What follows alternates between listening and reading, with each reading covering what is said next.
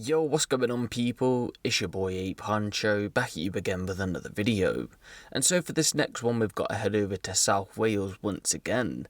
Yesterday we covered a story in regards to a drug dealer getting into a police chase and initially escaping them. The next day though, he was caught in the same car by the police officer who had been chasing him. That happened in Swansea, which for you guys who don't know is in South Wales, and if you haven't seen it you should definitely go and give that one a watch.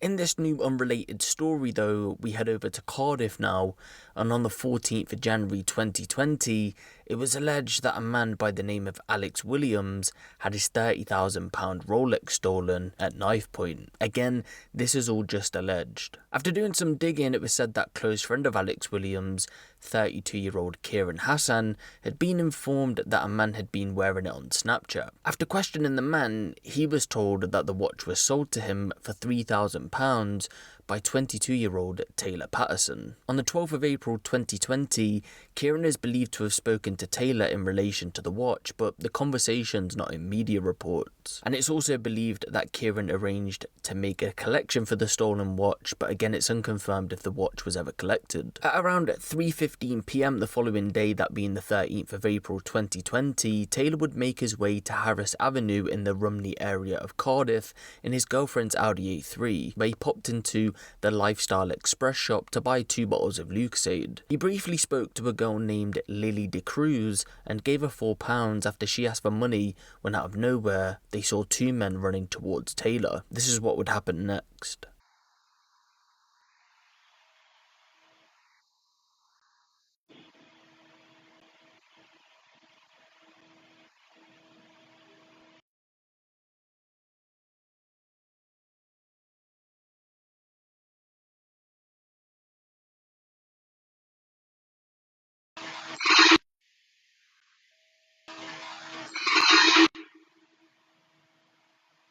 Taylor's slashed in the throat by one of the men who was waving the machete around. He's then seen falling to the floor, and then the second man pulls out a shotgun and shoots at him at point blank range. It's believed that he was shot in the leg area. This all happened outside of a children's playground where small children and adults were out and about, by the way, just so you're aware of that. But the 2 hitmen would then flee the scene and emergency services would arrive a short while later. Taylor was rushed to hospital where eventually he would go on to be saved after 5 hours of surgery, which included blood transfusions. So an investigation is launched into the incident, and at the scene, investigators discover Ely Grand Prix 12-bore shotgun cartridges, and CCTV footage was analysed soon after, and the movements of the attackers was traced. Eventually, after some investigating, police would go on to charge cousins Keiron Hassan, who, if you remember, was the one who initially inquired about Alex's alleged watch that was stolen, and 26-year-old Kamal Legall. They were both charged with attempted murder, causing grievous bodily harm with intent,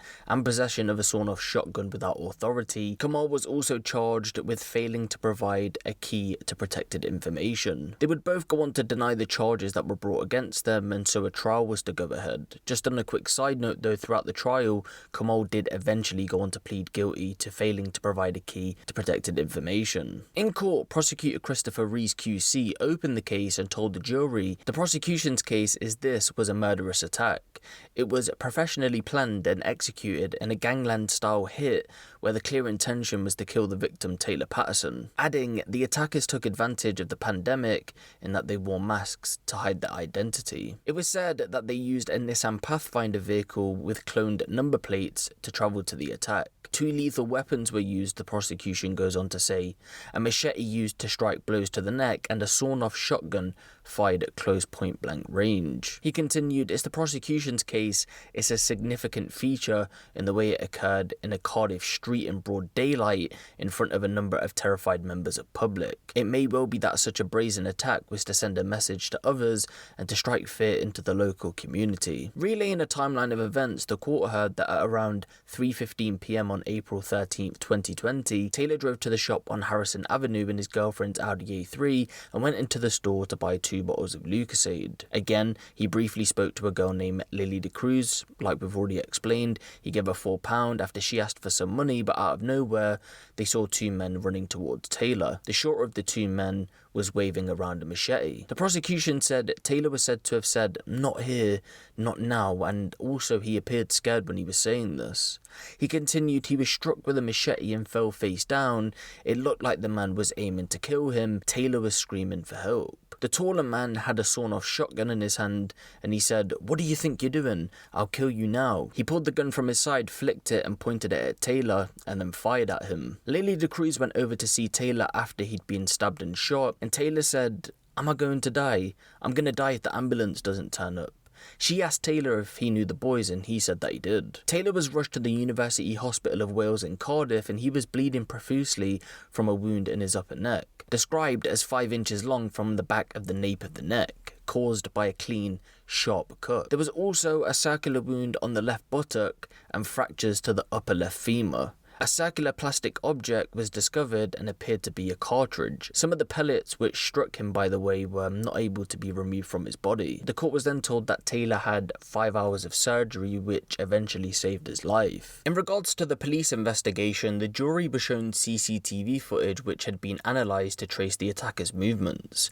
The CCTV showed a Nissan Pathfinder travelling from Cardiff Bay to Kamal's house in Fairwater. Kamal is seen wearing a dark sleeve top, grey jogging bottoms and white trainers, and then the Nissan is seen driving back to Cardiff Bay to get petrol at Asda. Here, Keiron is seen wearing a dark top, dark bottoms and white trainers. They were then seen travelling to a children's play area near Harrowby Street, where it's claimed they retrieved the shotgun used in the shooting from a secret hiding place.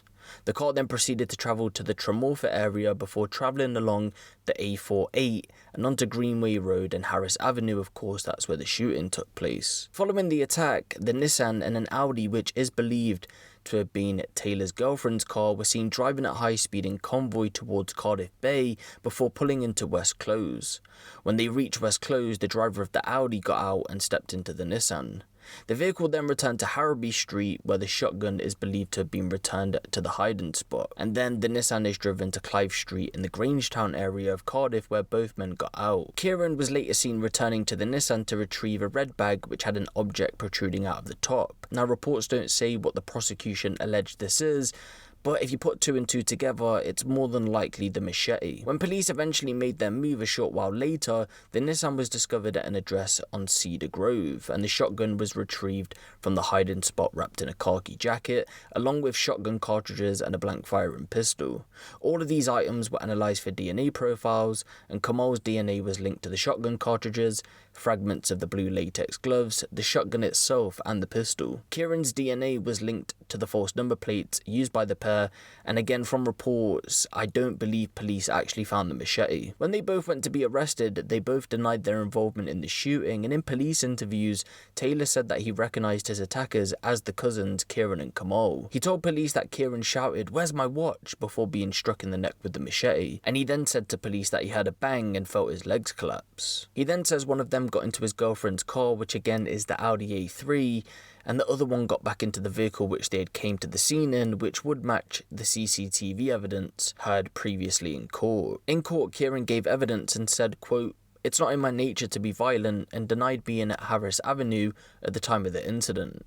He went on to say that he never met Taylor but did admit to speaking to him over social media. He said it was in regards to that £30,000 Rolex that was stolen off his friend Alex Williams on the 14th of January 2020. Again, this is all just alleged. He then goes on to explain how inquiries via Snapchat led all the way back to Taylor as the person who had originally sold it to this person for £3,000, like we explained all the way at the start of the video. The jury was also told that Keiron has a number of previous offences relating to driving offences, including for dangerous driving, and he told the court that at the time of the incident he was the subject of a 4-year driving ban. The prosecution said that Keiron's role in the attack was he was the machete man. In regards to the machete, the court heard that he did purchase one, but he also purchased a sledgehammer and 2 crowbars to carry out work at his mother's house.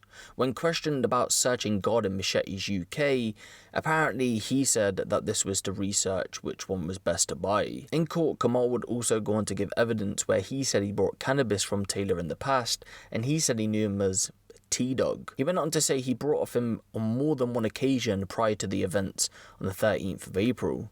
Kamal said he would normally purchase an ounce of cannabis for around £200, which would last him up to 2 weeks depending on his usage, and would normally meet Taylor at various locations across Cardiff. Speaking about the last time he remembers meeting up with Taylor to buy cannabis before the 13th of April, he said he was on about a girl called Shannon, and apparently Taylor had asked him directly if he was having sex with Shannon. His defense solicitor asked him, "Did you know who this girl was supposed to be?" And Kamal replied, "No, I could only assume it was his girlfriend or his partner." On this same occasion, he said that Taylor arrived in a black car and handed him a rucksack. Kamal said he pulled up, wound his window down and passed a rucksack out of the window, and he said to me, "Pick one." As I looked in the bag, there were some weed bags, I saw bullets in there, and I took a bullet out and said, "What's this all about?" Kamal said in reply to this, Taylor said, "So no one fucks with me." Kamal says he puts the bullet back in the bag and takes one bag of cannabis. In regards to the 13th of April, Kamal said he met up with another unknown person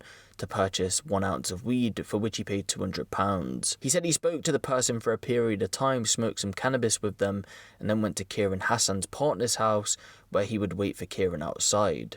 Kamal said that this took quote-unquote a long time. Eventually though, Kamal did say that Keiron arrived. He said Keiron told him his partner wasn't in, and the pair began to make their way towards Keiron's sister's address nearby. On the way, he said they came across a Nissan Pathfinder driven by a man named quote-unquote Paddy. Kamal said they both got in and Keiron took the driver's seat. Kamal said that Keiron told him he was test driving the vehicle to see if he wanted to buy it. He went on to tell the court that before he entered the vehicle though, he had to move items on the seat to adjust the one in front. He said he knew nothing of the 30k watch as well, adding that this wouldn't have been motivation behind the attack because he wasn't in the area at the time of the attack. He was asked if he invented the story up to explain how his DNA was discovered on a shotgun cartridge at the scene, and he responded, no. He was also asked about the piece of blue latex glove that was found inside the Nissan Pathfinder, which also had his DNA on it, and he responded, when I got in I swept everything across the seat to move the seat forward because obviously it was too far back. But I couldn't say that's when I would have touched that. I didn't see the gloves. I don't know. I can only make an assumption. After a 5-week trial, they were both found guilty of attempted murder and possession of a sawn-off shotgun. Recently, they were both jailed for 24 years for attempted murder and 4 years to run concurrent for possession of a sawn-off shotgun. Kamal was handed an extra 10 months for failing to provide a key to protected information, which is also to run concurrently. In sentencing, Judge Richard Twomlow described the incident as a carefully planned attempt to kill Mr. Patterson as a part of a feud between the men. He added the reasons behind the attack may never be clear, but he stressed that significant preparations had been taken ahead of the attack, including the use of false number plates and face masks to obscure the identity. The judge said despite best efforts to pull the wool over the jury's eyes, in the end it hadn't been successful. And so you can see why I said at the start of the video that this was all just alleged, because we still don't know even now if this was over a watch robbery or not. But what I do want to say is the story that these two were making up in court, even me reading over the court transcripts, just didn't really make sense, and even some of the things we're saying was actually playing into the prosecution's favour, so it was easy to see why they ended up getting guilty in this case. And I do want to say that Taylor in this situation is extremely lucky, for one, to pretty much get chopped in the neck, and then to get shot at point blank range by a sawn-off shotgun and still walk away. And I don't actually believe his injuries were non-life changing, so again, a fairly lucky situation for Taylor. But let me know what you guys think of this down in the comment section below. What do you guys think of this whole situation where this man was nearly murdered in broad daylight in front of children? Because again, this was literally in front of a children's play area. Give the video a little like, and if you want the latest drill, street and music news out of the UK, be sure to hit the subscribe button and the notification bell. It's been your boy Huncho, and I'm out.